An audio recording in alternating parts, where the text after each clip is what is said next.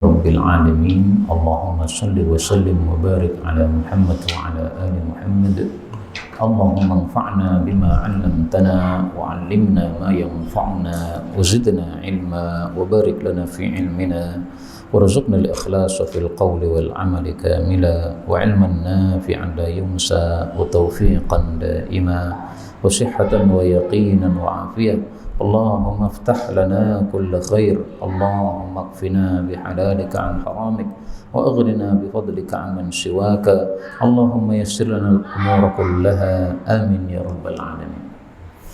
Alhamdulillah kaum muslimin rahimakumullah. Kita lanjutkan pengajian kitab Al-Jami' As-Shaghir karya Al-Hafidh As-Suyuti yang wafat tahun 911 Hijriah rahimahullahu ta'ala. Dan kita sudah sampai pada hadis 3631. Faqala al-muallif rahimahullahu ta'ala wa nafa'ana bihi wa bi ulumihi fid dharain amin. Al-jum'atu, jum'atan itu wajib ala atas man, orang yang awahul lail, malam itu sudah menyampaikan dia, telah malam itu sudah menghantarkan dia ila ahlihi, kepada keluarganya atau kepada rumahnya. Hadis ini derajatnya dhaif. Hadis ini berisi tentang kewajiban jumatan bagi musafir yang safarnya pendek. Safar pendek itu bagaimana? Yaitu kalau kita pergi dari rumah kita tapi nanti balik lagi ke rumah, belum menit. Tapi nanti balik lagi ke rumah itu belum sampai masuk waktu malam. Misalnya kita pergi dari Solo ke Klaten. Nah, dari Klaten balik lagi ke Solo, apakah sampai malam? Tidak. Berarti safarnya safar pendek. Maka karena safarnya pendek, maka dia wajib untuk melakukan jumatan. Dengan kata lain, safar yang tidak wajib jumatan itu adalah safar yang jauh, yang kira-kira kalau kita safar ke satu tempat nanti balik lagi ke rumah itu misalnya besoknya. Adapun kalau sebelum malam sudah sampai ke rumah itu dianggap safar pendek. Tapi hadis ini memang derajatnya dhaif sehingga hadis ini tidak bisa dijadikan dalil. Maka ringkasnya kalau safar ya tidak wajib jumatan.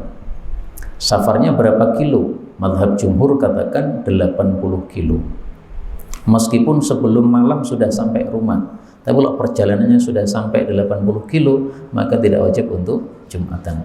Karena sekarang kita pakai alat transportasi yang sudah canggih, dengan kereta cepat, dengan segala macam, itu bisa perjalanan sangat cepat sekali.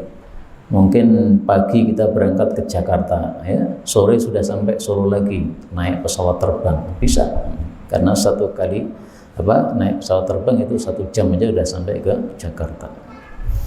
32. Al-jum'atu, jum'atan itu wajibatun, wajib, illa kecuali ala mra'ah, kepada 5 orang. 1 perempuan tidak wajib jum'atan. Au sobi, atau anak kecil tidak wajib jum'atan karena belum mukallaf. Au marid, atau orang sakit tidak wajib jum'atan, yaitu kalau sakitnya sakit yang menyusahkan dia datang jum'atan. Au abdin, atau budak tidak wajib jumatan karena budak dimiliki oleh majikannya. Au musafir, atau musafir tidak wajib jumatan karena memberatkan dia. Ini hadisnya memang derajatnya dhaif tetapi maknanya sahih. Kenapa sahih? Karena kita temukan hadis sahih menerangkan tidak wajib jumatan bagi 4 ini: wanita, anak kecil, orang sakit, dan budak. Sahih dari riwayat Abu Dawud, hadis Tariq bin Syihab, sudah pernah kita tampilkan, nggak ditampilkan lagi. Adapun musafir ini juga tidak wajib jumatan, hadisnya juga sahih, riwayat Tabarani dari Ibnu Umar, sudah pernah kita tampilkan, nggak usah ditampilkan lagi. Maka ringkasnya hadis ini maknanya sahih, 5 orang tidak wajib jumatan. Tambah 1 lagi yang juga tidak wajib jumatan, yaitu setiap orang yang boleh untuk tidak sholat jamaah karena satu udzur. Misalnya ada orang sakit di rumah kita, tapi yang menjaga dia hanya kita, tidak ada yang lain yang menjaga dia, padahal dia butuh dijaga. Kalau kita tinggalkan bisa bahaya.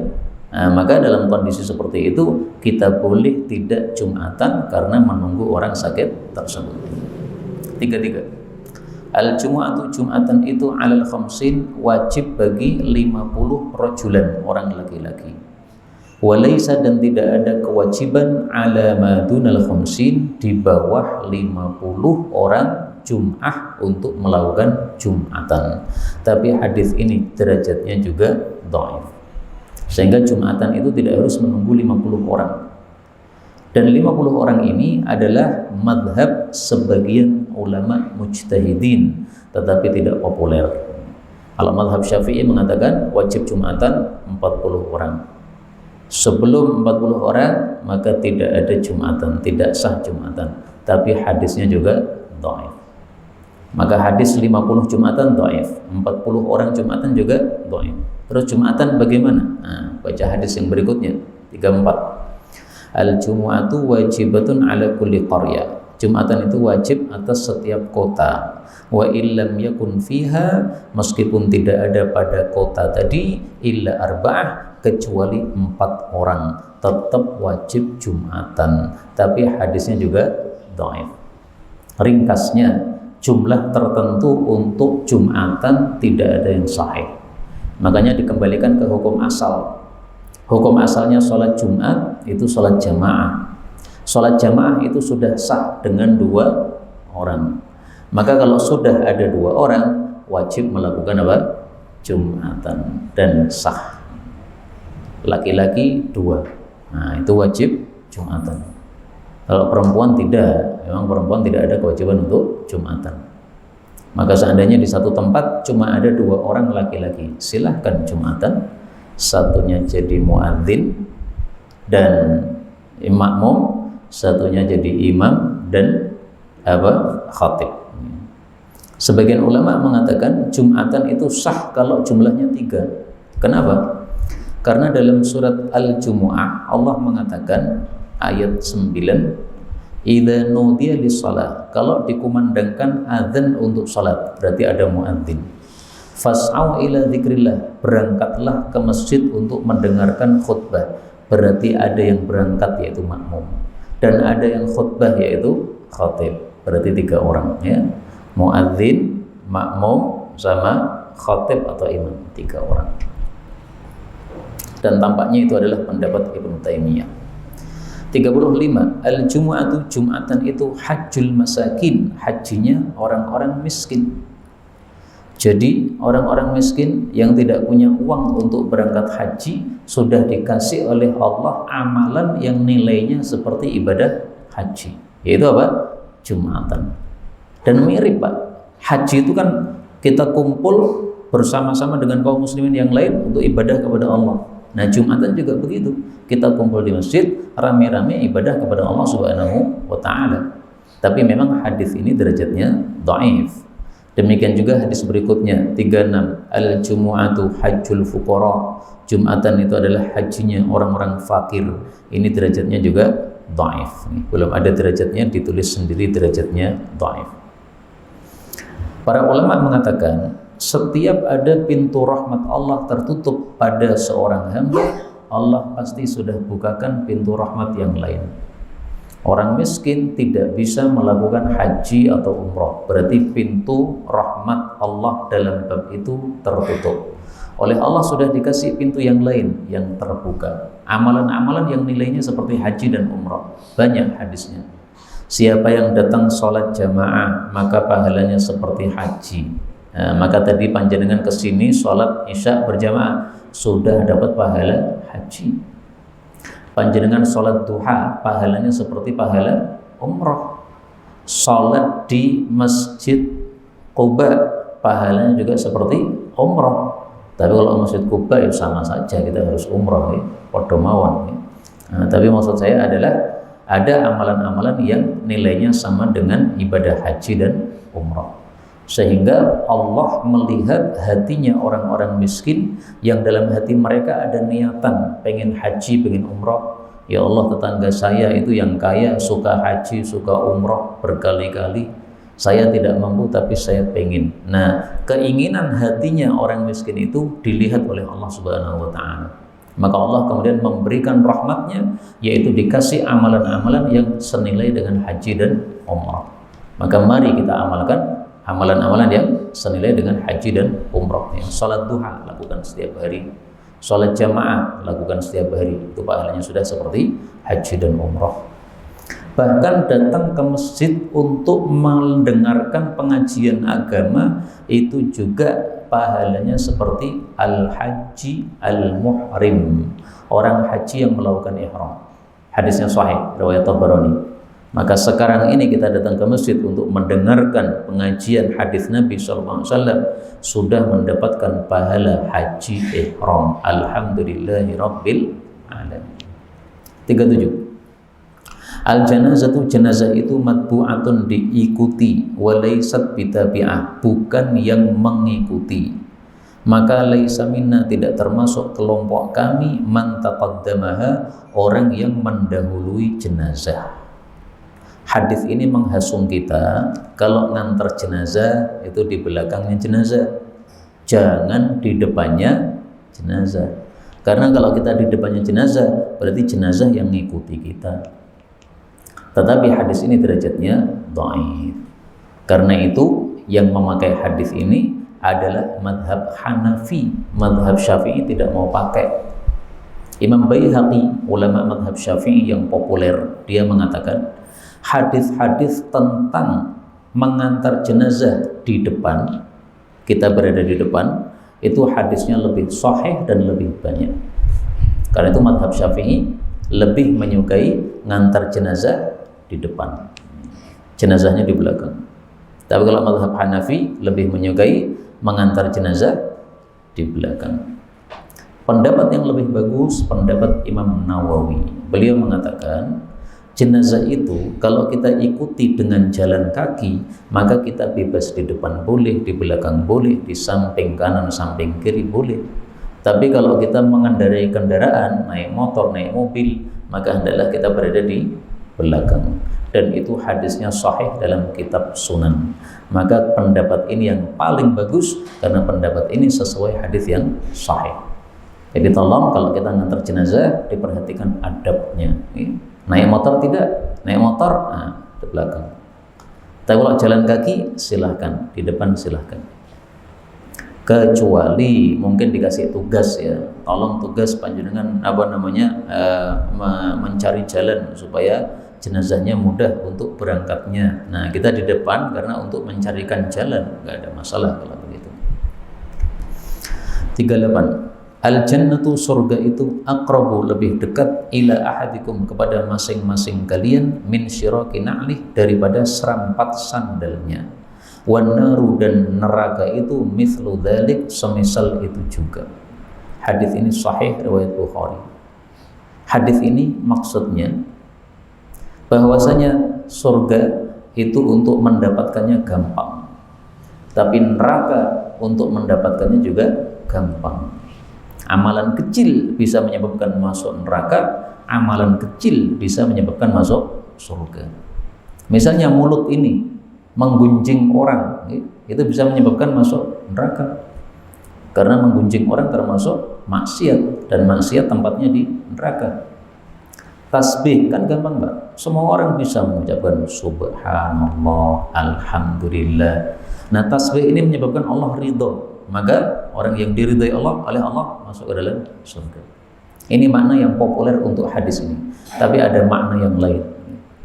Surga lebih dekat daripada serampat sandal. Maksudnya apa? Maksudnya amalan penyebab masuk surga itu lebih dekat daripada serampat sandal. Kenapa? Serampat itu hanya nempel pada tubuh kita, tapi kalau amal itu ada dalam tubuh kita. Beda kan antara yang nempel dengan yang apa? Berada di dalam. Kalau berada di dalam itu berarti dekat banget. Kalau nempel itu hanya dekatnya dekat biasa. Tapi kalau amal itu ada dalam tubuh kita. Karena kita sholat, ya tubuh kita ini yang beramal. Maka amalnya ada pada tubuh kita. Kalau serampat sandal nggak pernah masuk tubuh. Serampat hanya di luarnya tubuh. Tapi tafsiran yang pertama menurut saya lebih enak. 39. Al-jannatu, surga itu, laha thamaniyatu abwab, memiliki 8 pintu. Wal jannatu sementara wan naru sementara neraka laha sab'atu abwab, memiliki 7 pintu. Kenapa kok tidak disamakan saja surga dan neraka itu? Nah, para ulama mengatakan karena neraka itu ada 7 agama yang menyebabkan masuk neraka. Apa perincian 7 agama tadi? 1 adalah Yahudi masuk neraka, 2 Nasrani masuk neraka, 3 Majusi masuk neraka. Ini 3 ini yang populer ya. Tambah 1 lagi agama Wathani, yaitu yang menyembah berhala-berhala seperti orang-orang Quraisy. Kemudian Ad-Dahri itu yang mengatakan bahwasanya manusia ini diciptakan oleh masa, sehingga kalau masanya habis ya sudah, nanti akan habis, tidak ada lagi kehidupan setelah kematian. Kemudian yang keenam agama Ibrahimi yaitu yang katanya menganut ajaran Nabi Ibrahim alaihissalam, tapi padahal itu hanya pengakuan saja. Karena kalau betul-betul mengikuti Nabi Ibrahim, itu adalah agamanya agama Islam. Nah, sudah ada 6 ya, ini semuanya ahli neraka. 1 lagi adalah orang-orang Islam tapi yang melakukan kebid'ahan, Khawarij, kemudian juga ahli bid'ah yang lain, kemudian orang-orang zalim, kemudian pelaku-pelaku dosa-dosa besar. Jadi 7 pintu itu masing-masing ada plot-plotnya sendiri-sendiri. Yahudi masuk sini, Nasrani masuk sini, umat Islam tapi yang masih belum diampuni dosanya masuk situ. Nah, bedanya kalau yang 6 tadi itu, kelompok 6 tadi itu, kafir itu semuanya masuk neraka kekal. Ya, kalau yang muslim masuk neraka itu hanya sementara, nanti akan dikeluarkan dari neraka. Adapun surga, maka para ulama katakan ada 8 amalan yang sangat inti dalam Islam yang menyebabkan masuk surga. Salat, puasa, zakat, haji. Ini adalah rukun-rukun Islam. Kemudian jihad ya, karena jihad itu adalah amalan tertinggi dalam Islam. Kemudian amar ma'ruf dan nahi mungkar, karena amar ma'ruf nahi mungkar ini amal paling dicintai oleh Allah setelah iman kepada Allah Subhanahu wa taala, sebagaimana dalam hadis yang lain. Kemudian albirru, perbuatan baik kepada sesama manusia. Tapi ya tafsiran seperti ini hanya ucapan para ulama ya. Tidak harus kita yakini begitu, karena Rasulullah tidak menjelaskan kenapa kok surga 8 pintunya, kenapa neraka kok 7 pintunya. Nabi nggak pernah menjelaskan. Hanya para ulama mengambil ya pemahaman dari dalil-dalil yang ada. Kok 8 kenapa ya? Kok 7 kenapa ya? Nah, dicari-cari hikmahnya. Nah, mencari hikmah seperti itu bisa benar bisa salah, namanya pendapat manusia. Tapi disampaikan boleh. Hadis 40. Al-jannatu, surga itu mi'atu darajah, ada 100 tingkatan. Ma baina kulli darajatain, antara setiap 2 tingkatannya, kama bainas samai wal ardi, seperti antara langit dan bumi. Itu jaraknya sangat jauh sekali. Yang dimaksud 100 derajat itu adalah 100 derajat yang besar. Tapi kalau derajat-derajat atau tingkatan-tingkatan yang kecil-kecil itu banyak sekali. Sejumlah ayat Al-Quran. Ayat Quran berapa? 6.666 ayat. Nah, ada hadis mengatakan bahwa jumlah dari tingkatan surga itu sama dengan jumlah ayil Quran. Inna adada darajil jannah, jumlahnya tingkatan di surga, adadu ayil Quran, sejumlah ayat-ayat Quran. Maka barang siapa yang masuk ke dalam jannah dan dia hafal Quran, maka dia berada di tempat yang paling tinggi, tidak ada yang mengalahkannya.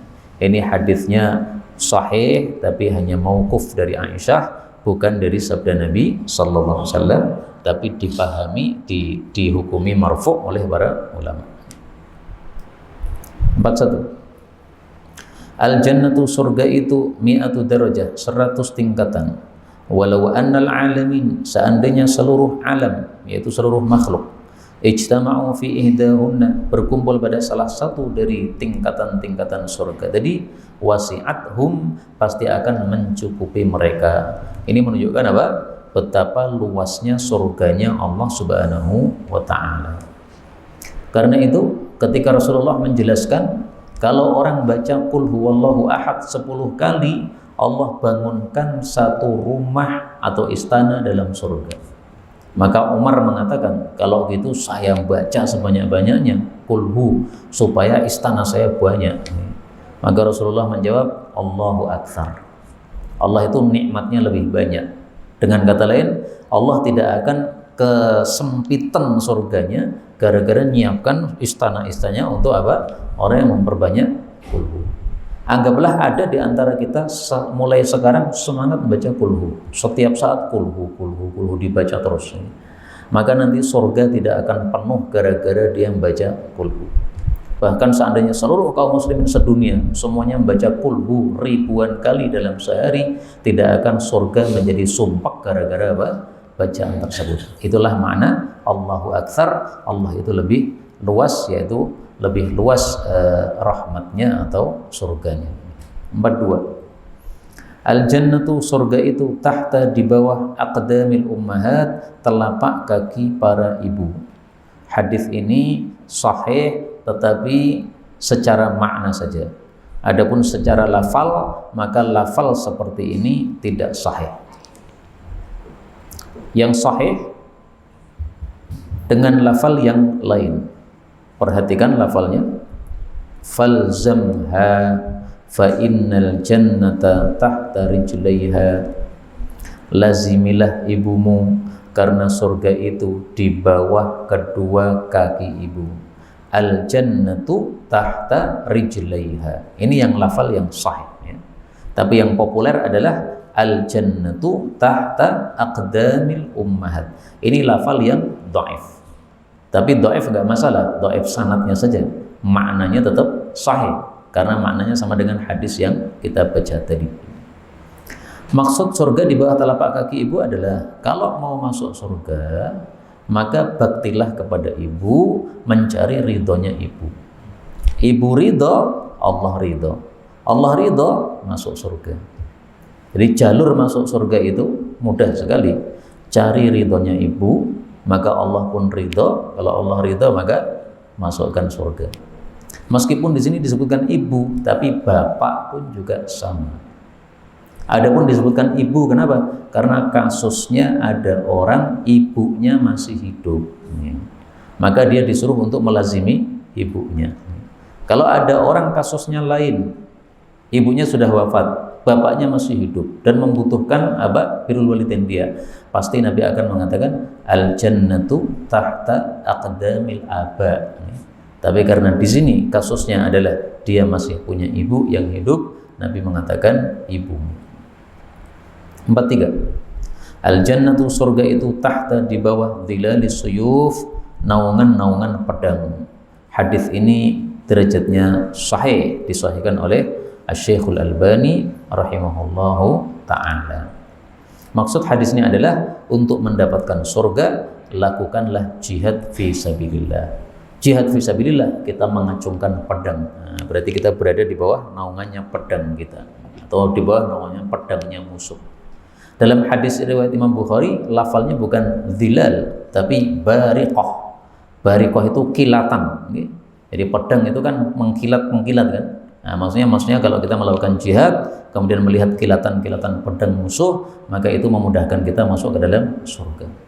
Karena itu saudara-saudara kita yang ada di Palestina sekarang, ya insya Allah semuanya adalah ahli surga, insya Allah. Ya. Yang mati syahid, maka masuk surga karena syahid. Mati kelaparan, itu juga dibikin lapar oleh musuh, insya Allah mati syahid. Kemudian yang terkena reruntuhan, itu juga dianggap mati syahid di dalam Islam. Kemudian yang berjihad membela negara mereka, itu juga adalah syahid. Yang mengatakan membela negaranya atau hartanya atau agamanya mati syahid bukan saya, tapi Rasulullah SAW. Tuna malihi, man qutila duna malihi, barang siapa yang dibunuh karena membela hartanya, mati syahid. Dibunuh karena membela darahnya, mati syahid. Dibunuh karena membela agamanya, mati syahid. Dibunuh karena membela keluarganya, mati syahid. Maka kalau saya meyakini apa yang dilakukan oleh saudara-saudara kita di Palestina itu termasuk hadis ini. Adapun ada yang meyakini selain ini ya terserah saja ya, karena apa?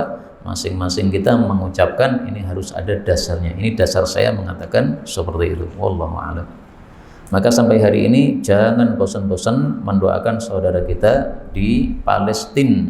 Kita setiap hari kenyang perut kita, setiap hari mereka kelaparan, kematian melanda mereka gara-gara kelaparan yang dahsyat. Saya baca berita terakhir itu yang mati sudah 30.000 jiwa.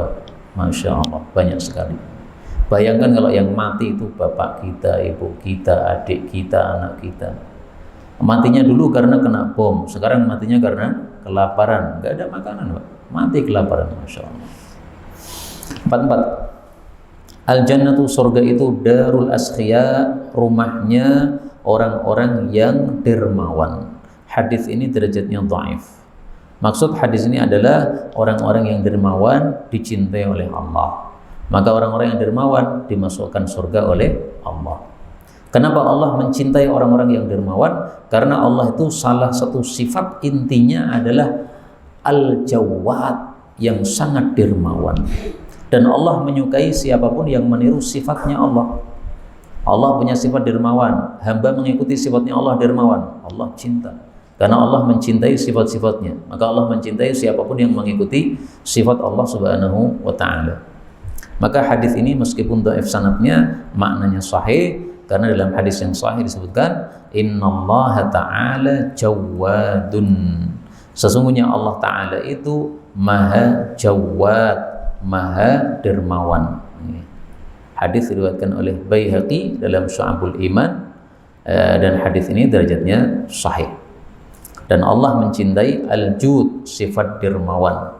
Dan Allah juga mencintai sifat-sifat yang tinggi. Nah, dermawan itu termasuk sifat-sifat yang tinggi.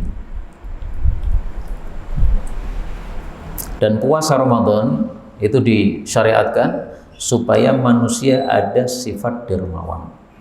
Karena kalau kita sedang puasa kan kita kelaparan, Pak. Pas kelaparan itu kita ingat saudara-saudara kita yang kelaparan karena miskin atau kelaparan karena apa, seperti yang kondisi di Palestina. Akhirnya kita mengulurkan tangan, nah, jadi dermawan. Atau akhirnya kita mendoakan mereka, nah, sehingga jiwanya dermawan. 45. Al-jannatu, surga itu labinatun, satu bata min dahabin, dari emas, walabinatun, dan satu bata min fiddatin, dari perak. Maksudnya adalah surga itu ada dua macam. Ada yang batu batanya dari emas, ada yang batu batanya dari perak. Maka ringkasnya surga itu dibagi dua. Ada untuk para muqarrabin, orang-orang yang tingkatnya tinggi. Ada yang abror, orang-orang baik tapi tingkatnya di bawahnya. Maka hadis ini sesuai dengan ayat Al-Quran. Allah Subhanahu wa ta'ala mengatakan waliman khafa maqama rabbih jannatan, bagi orang yang takut kepada kedudukan Allah, yaitu para muqarrabin, orang-orang yang sangat dekat kepada Allah, jannatan, ada dua jannah, yaitu yang dari emas. Kemudian Allah mengatakan lagi wa min dunihima jannatan, di bawahnya ada dua jannah lagi, yaitu dua jannah dari perak. Berarti jannah emasnya dua, jannah peraknya juga dua. Loh, kok dua? Untuk siapa? Para ulama mengatakan karena yang mukallaf itu dua, ada manusia, ada jin. Maka manusia dan jin yang muqarrabin surganya tinggi. Manusia dan jin yang abror surganya di bawahnya. Manusia dan jin yang kafir tempatnya di neraka. Maka besok di akhirat manusia dan jin itu ada tiga kelompok. Kelompok muqarrabin surga tinggi, kelompok abror surga di bawahnya, kelompok fujar neraka. Itu disebutkan dalam Al-Quran. Wa kuntum azwajan thalatha, surat Waqiah ayat 7. Kalian nanti di akhirat menjadi tiga kelompok. Mudah-mudahan kita termasuk kelompok-kelompok yang tertinggi. Amin ya rabbal alamin. Wah, kita nggak pede, Bang. Amalnya biasa-biasa, tapi ndungoni termasuk kelompok yang tertinggi. Ya mudah-mudahan Allah merahmati kita sehingga berkenan memasukkan kita dalam kelompok mereka meskipun amal kita sedang-sedang. Karena kalau mencintai orang-orang yang muqarrabin, maka nanti akan dibarengkan bersama para muqarrabin. 46. Al-jannatu, surga itu mi'atu darajah, 100 tingkatan. Ma baina kulli darajatain, antara setiap tingkatan 2 tingkatan, masiratu khamsi mi'ati am, perjalanan 500 tahun lamanya. Yaitu kalau ditempuh dengan apa?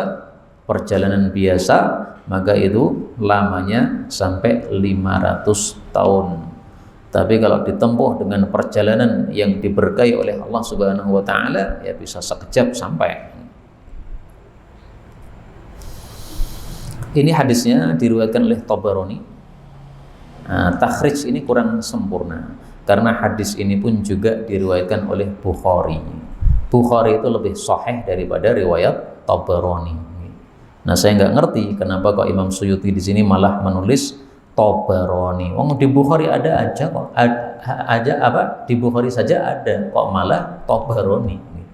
Bisa jadi Imam Suyuti sebenarnya nulis Bukhari, tapi kemudian tulisannya disalin oleh orang-orang berikutnya, mereka menyalinnya salah.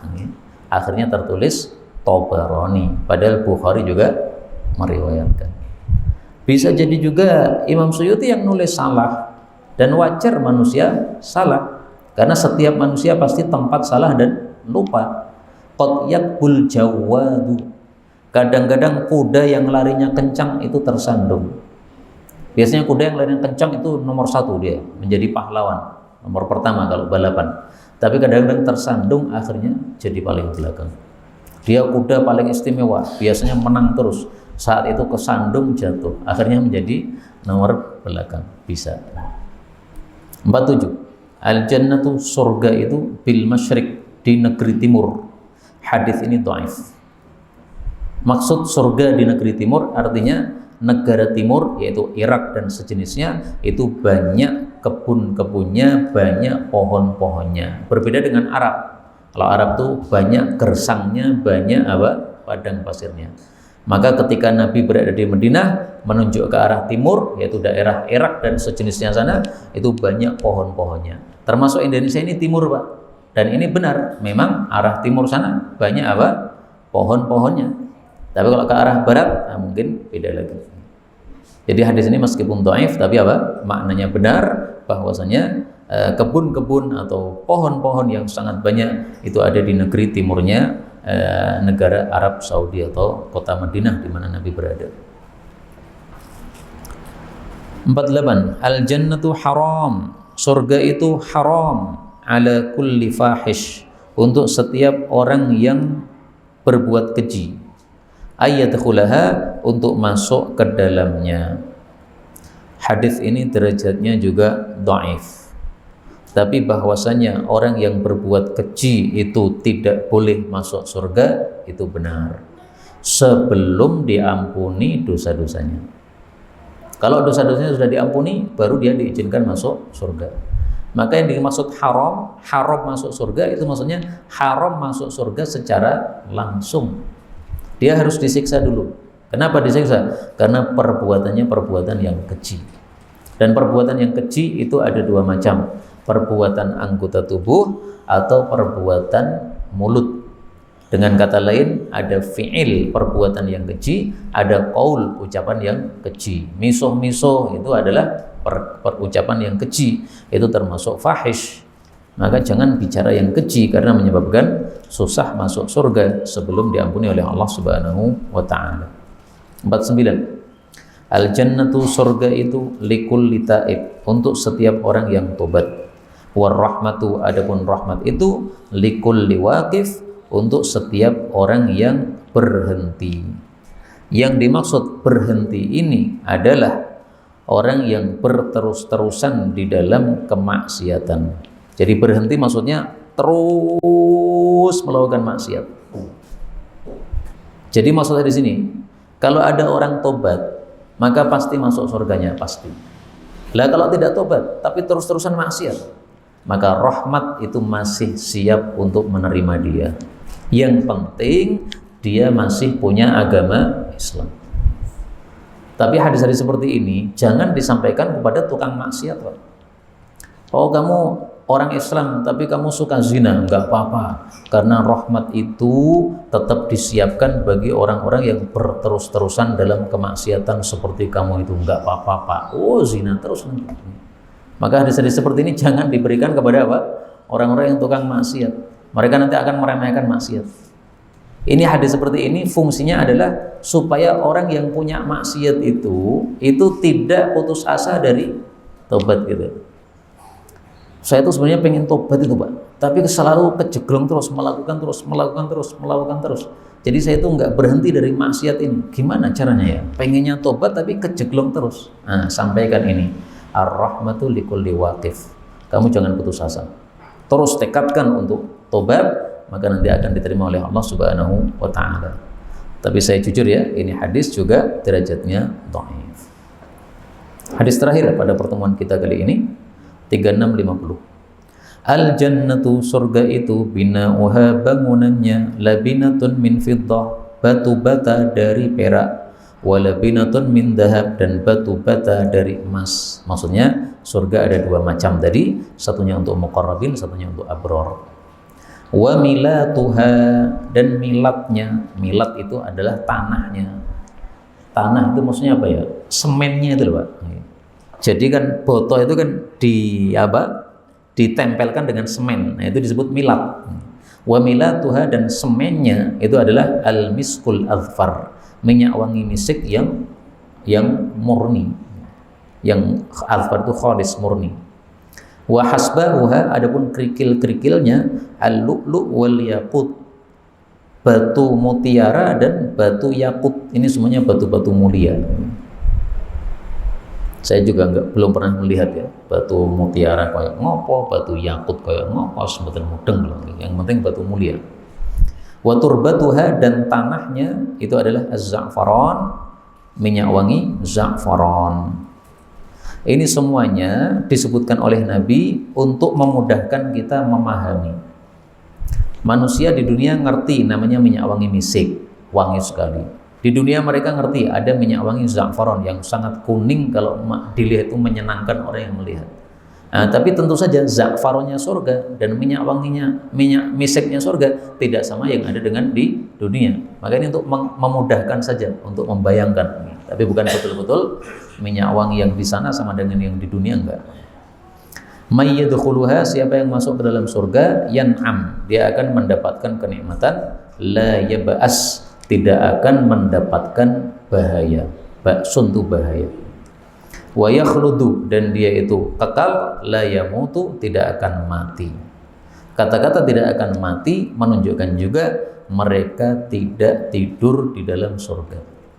Kenapa? Karena tidur itu adalah separuh kematian, atau kematian kecil, atau saudaranya kematian. Rasulullah menyebutnya saudaranya kematian dalam hadis yang sahih. An-naumu akhul mauti, tidur itu adalah saudaranya mati. Wala yamutu ahlul jannah, sementara ahli jannah tidak pernah mati, berarti juga tidak pernah tidur. Kenapa ya di surga tidak pernah tidur? Karena tidur itu menunjukkan kelemahan. Kita ini kan lemah, Pak. Kalau mata ngedur melek terus, akhirnya nggak kuat, ngantuk. Nah, di surga itu nggak ada kelemahan, serba kuat, serba sempurna. Maka kalau di surga ada tidur, berarti kenikmatannya tidak sempurna. La tabla, tidak akan rusak, thiyabuhum, baju-baju mereka, wala yafna, dan tidak akan habis, syababuhum, masa muda mereka. Yang dimaksud masa muda mereka tidak habis, yaitu mereka terus-menerus berusia 33 tahun. Sebagaimana sabda Nabi, yadkhulu ahlul jannatil jannata, penghuni jannah masuk surga dalam keadaan jurdan murdan, tidak ada bulu pada tubuhnya. Ya. Jadi nggak ada brewokan, kemudian jenggotan, nggak ada. Karena itu semuanya menunjukkan tua. Ka'annahum mukahhalun abna'u 33, semuanya usianya 33 tahun. Maksudnya adalah ahli jannah yang ketika di dunia matinya sudah dewasa. Itu nanti usianya akan disamakan oleh Allah 33. Mati usia 15 tahun, besok akan menjadi 33. Karena 15 tahun sudah dewasa. Mati usia 20 tahun, besok di surga menjadi 33.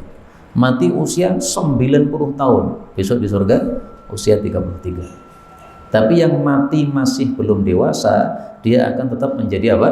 Anak-anak. Sebagaimana dalam hadis yang lain, mereka itu adalah khadamu ahli jannah. Wallahu a'lam bissawab.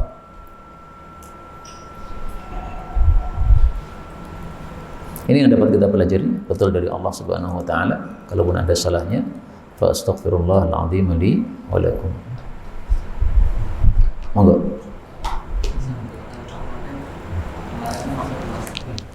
Pak siapa? Pak Tamrin. Oh, masuk rumah sakit. Sudah berapa hari? 2 hari ini. Sakit apa beliau? Stroke. Kita doakan terkhusus untuk saudara kita Bapak Tamrin, beliau penghuni ahli jamaah di masjid ini, kadang-kadang mengimami ya. Beliau udah 2 hari di rumah sakit. Kita doakan untuk beliau bil khusus, juga untuk semua kaum muslimin yang sedang sakit, juga untuk saudara-saudara kita di Palestina, supaya doa kita lebih barokah. Allahumma sholli ala Muhammad wa ala ali Muhammad. Nas'alallahal azim rabbal arsyil azim ay yashfiyahum. Nas'alallahal azim rabbal arsyil azim ay yashfiyahum. Nas'alallahal azim rabbal arsyil azim ay yashfiyahum. Nas'alallahal azim rabbal arsyil azim ay yashfiyahum. Nas'alallahal azim rabbal arsyil azim ay yashfiyahum. Nas'alallahal azim rabbal arsyil azim ay yashfiyahum. Nas'alallahal azim rabbal arsyil azim ay yashfiyahum. Allahumma shfi murdal muslimin liyamshu laka ila shalah wa ya'malu laka 'amalan shalihan. Rabbana atina fid dunya hasanah wa fil akhirati hasanah wa qina adzaban nar. Wa sallallahu wa sallama wa baraka ala nabiy Muhammad walhamdulillahi rabbil alamin.